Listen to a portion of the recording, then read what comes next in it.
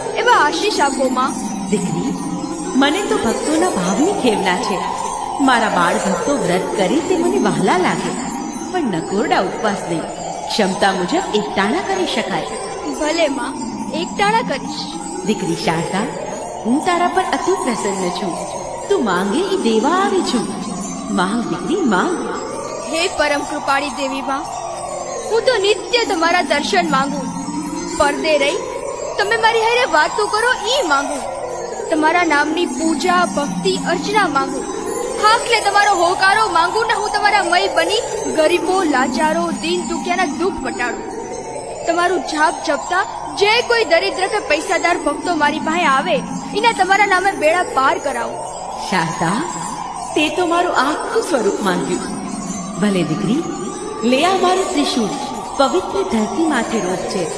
મારા નામના અજપા જાપ કરજે.